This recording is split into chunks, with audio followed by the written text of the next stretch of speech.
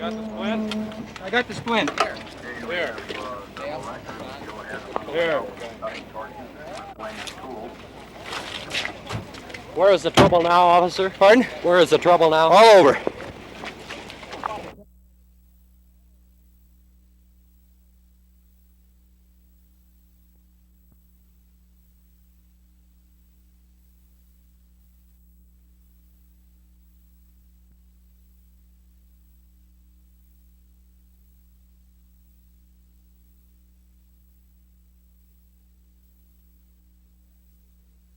Sister, would you describe as accurately and as great length as you can the circumstances of Sunday night? How it Well, first happened? we were in the kitchen, we were doing dishes, and we were just finishing up. And all of a sudden the doorbell rang, and well, I knew that my brother was going to come, and well, I thought for sure, it was him. So I went to answer the door, and sure enough, it was him. And when we answered the door, he says, sisters, he says, look out in the north. So we did. And the skies were all white and everything was turning white, and well, we didn't think too much of it. So we went back in the parlor and sat and visited a while. All of a sudden he says, I heard something crack. And so I jumped up and looked out to the west window, and I saw this black cloud. I mean, Where it just, was it that you saw? It was, right over there by that sliding board, just above that hill. And it was, I don't know, I couldn't see how fast it was coming, but I went back into the parlor and said to the sisters, I says, let's get out of here. I says, there's a tornado coming. So we no sooner got in the hall, and the glass started shattering and the wind started blowing, and it just, well, we headed for the basement once, and then we decided to turn back again to close some of the windows, and then we went back to the church basement, and that's where we started the rosary. And we no sooner, well, we said maybe about 2 decades, and we heard Father's voice. So I went back up to tell him that we were all right. And then he said, sisters, he says, the church is gone. He says, the rectory is gone, and the old convent is gone.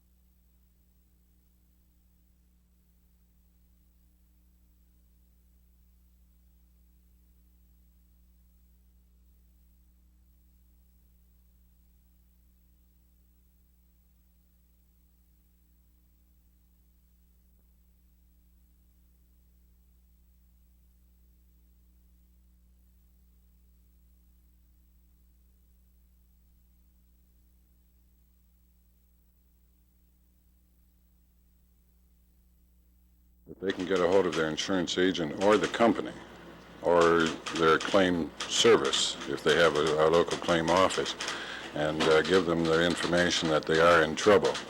And the insurance companies and the offices have put on every single field man that they can possibly get a hold of. The claim offices in town have called in all of their men, and they will get to them just as fast as they possibly can. And as most people don't become impatient, I think that's probably the whole thing, and they will probably take the worst areas first and those people that are in the most trouble or difficulties. If their home is completely gone, they'll see to it that they have a place to live. And if they don't have too much damage, if it's just part of a roof or something like that where they can cover it with a canvas, the adjusters will try and get that part of it taken care of so they can at least live there.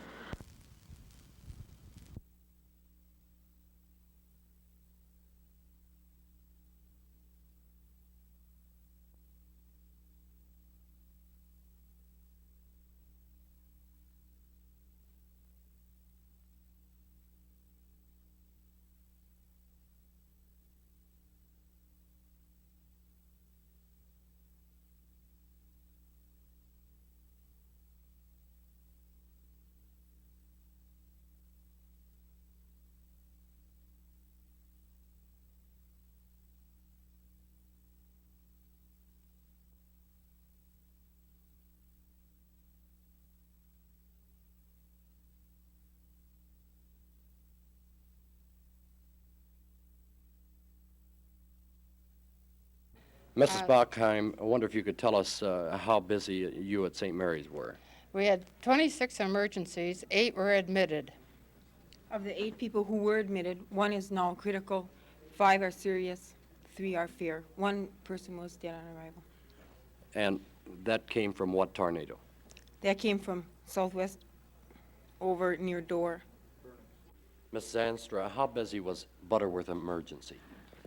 Butterworth Emergency was quite busy. We had approximately 66 patients go through. 15 of those were admitted. And what condition are they in? Well, I couldn't say for sure of all of them, but there is one that is listed as critical. And how many children? I think there was 2 or 3 children.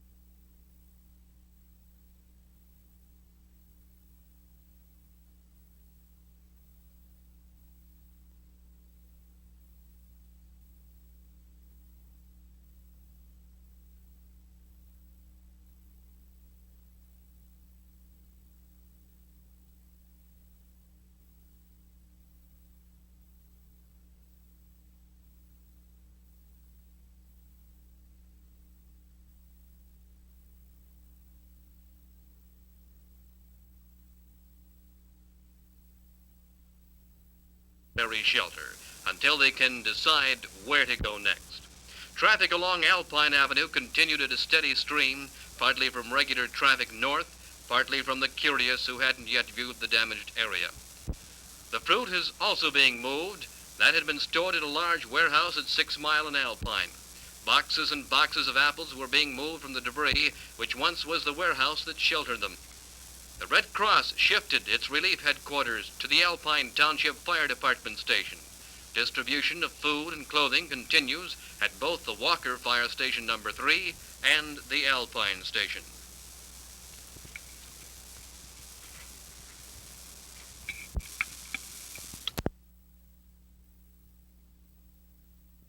Now, there is the question of communication beyond the Weather Bureau.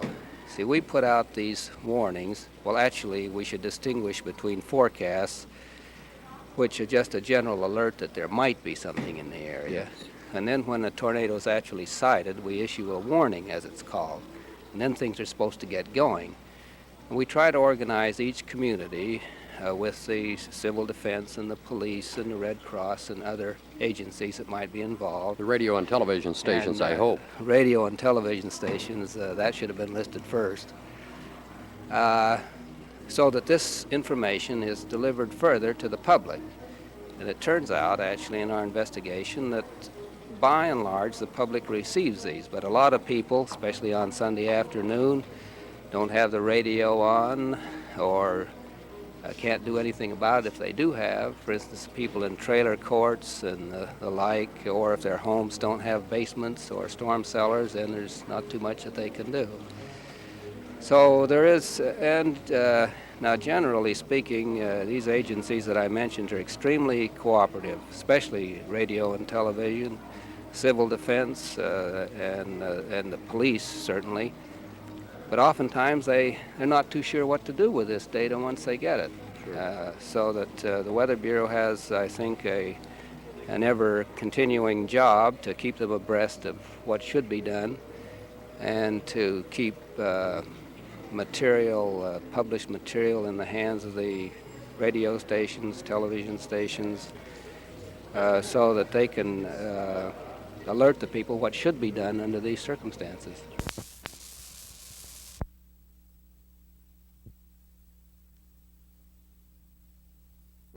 Would it have made any difference should Muskegon's radar unit been in service in getting out a warning to the people in Grand Rapids? Yes, actually the Muskegon radar, as you have already mentioned, did have some mechanical problems at the time. But had it been working properly, they were well within range to give you very accurate coverage on these storms. It's unfortunate that it was perhaps not working at its peak efficiency.